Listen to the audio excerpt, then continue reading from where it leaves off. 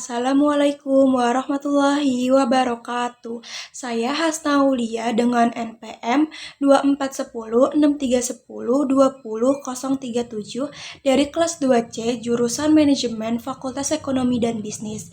Di sini saya akan menjawab soal-soal ujian akhir semester mata kuliah agama dengan dosen Bapak Dr. Iqbal Ammar Mujaki MPD. Soal nomor 1, pertanyaannya, sebagai calon manajer Muslim, bagaimana Anda menerapkan prinsip muamalah Islam dalam merancang sistem keuangan syariah untuk koperasi mahasiswa agar sesuai dengan prinsip halal dan adil? Jawabannya, sebagai calon manajer Muslim, penerapan prinsip muamalah Islam dalam merancang sistem keuangan syariah untuk koperasi mahasiswa dilakukan dengan mengedepankan nilai halal, adil, transparan, serta menjauhi riba, goror atau ketidakpastian, dan masyir atau judi. Prinsip ini bertujuan untuk menciptakan keuangan yang berkeadilan dan bermanfaat bagi seluruh anggota koperasi. Langkah penerapan prinsip muamalah Islam diantaranya ke-1, menetapkan akad syariah yang sesuai,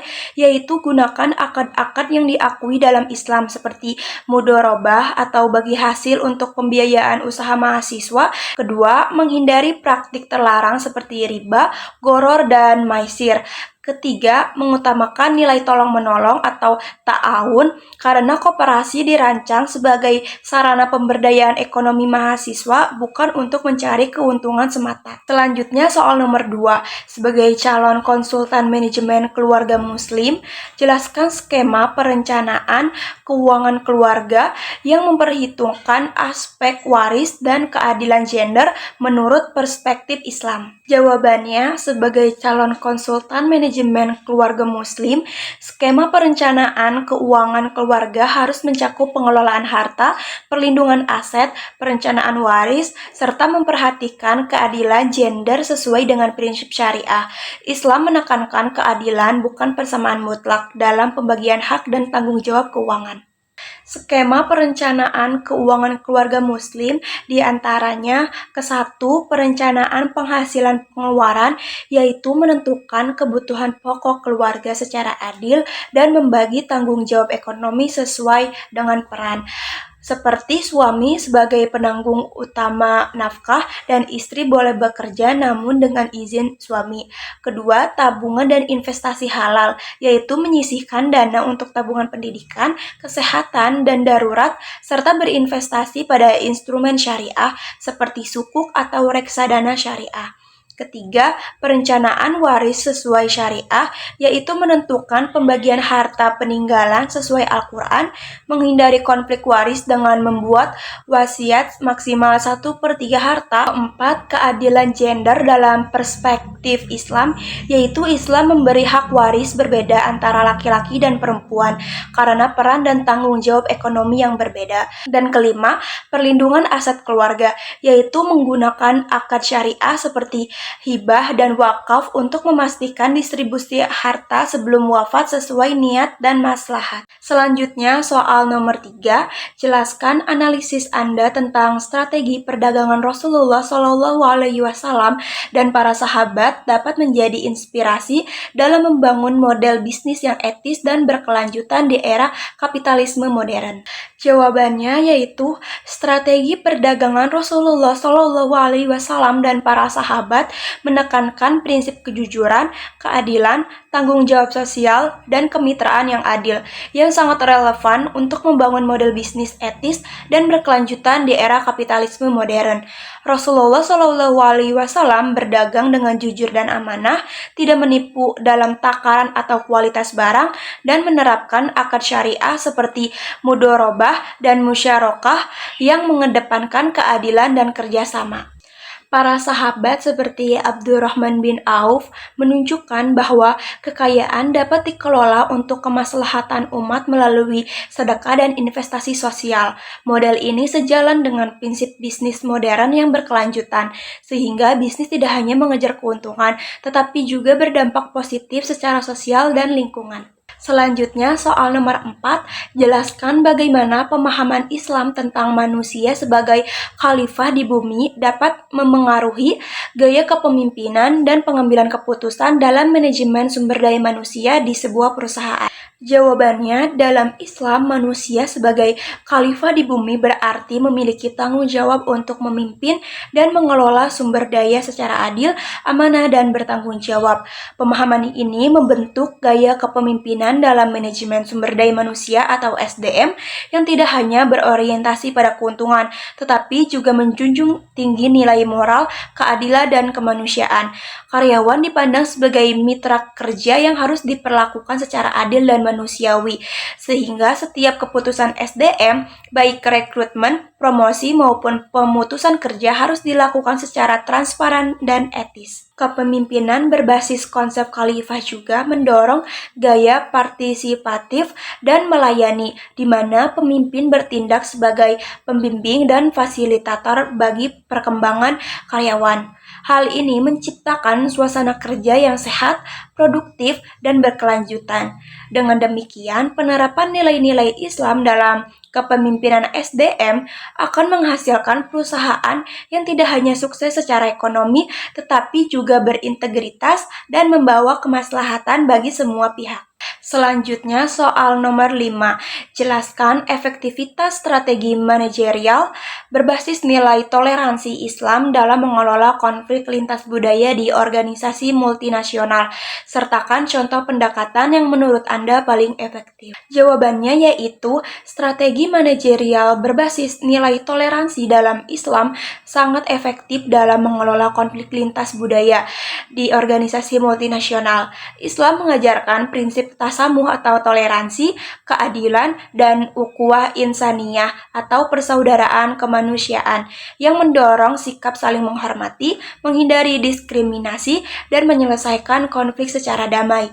Dalam Quran Surat Al-Hujurat ayat 13, Allah menegaskan bahwa perbedaan suku dan bangsa adalah untuk saling mengenal, bukan untuk dipertentangkan. Dalam konteks organisasi multinasional yang terdiri dari beragam latar belakang budaya, penerapan nilai-nilai ini membantu membangun komunikasi yang inklusif, meredam prasangka, dan menciptakan lingkungan kerja yang harmonis.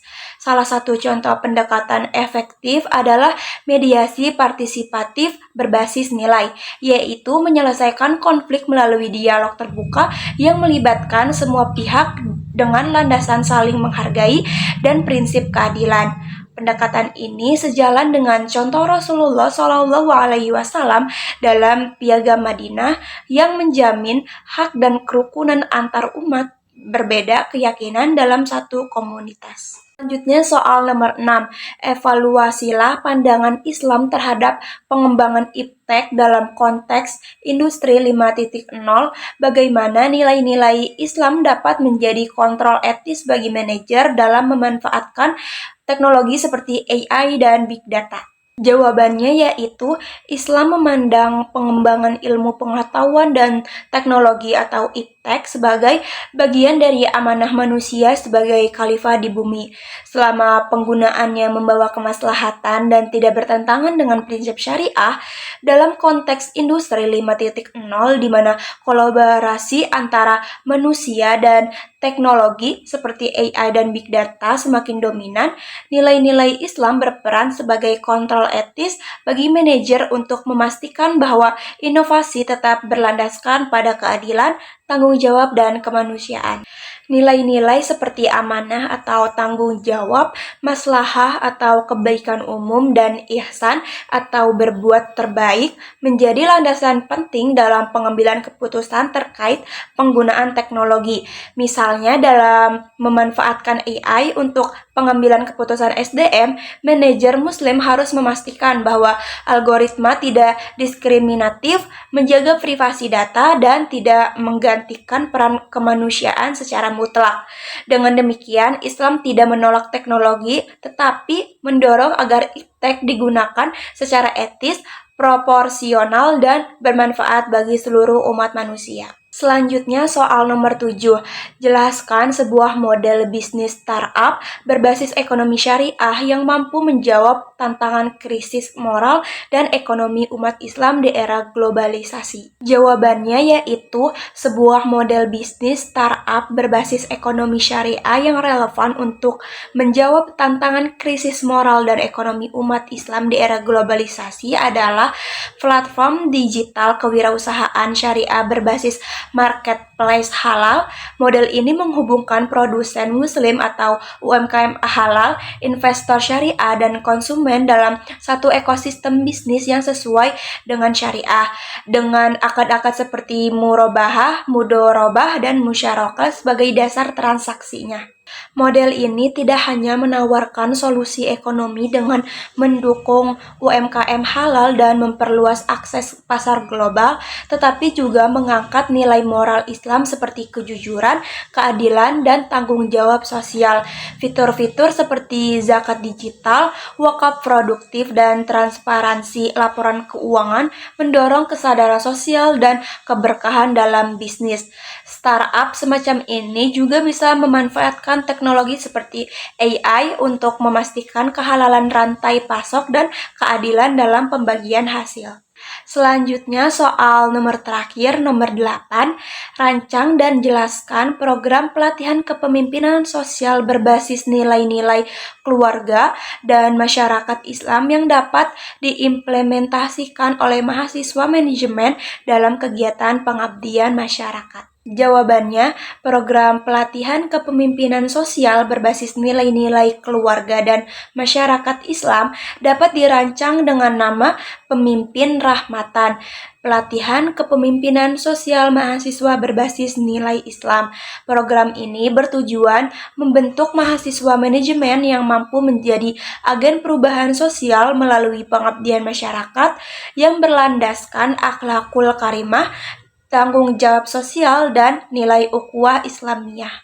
Materi pelatihannya meliputi diantaranya ke-1 konsep kepemimpinan dalam Islam, yaitu simulasi program pengabdian masyarakat berbasis kebutuhan lokal. Kedua, manajemen konflik berbasis nilai kekeluargaan, yaitu menyelesaikan konflik dengan pendekatan musyawarah dan adil. Dan ketiga, simulasi dan implementasi lapangan, yaitu praktik langsung dalam pengabdian masyarakat seperti pelatihan UMKM, edukasi keluarga Islami, atau literasi keuangan syariah. Metodologi yang digunakan bersifat partisipatif, yaitu pelatihan dilakukan melalui diskusi kelompok, studi kasus, dan praktik langsung di masyarakat.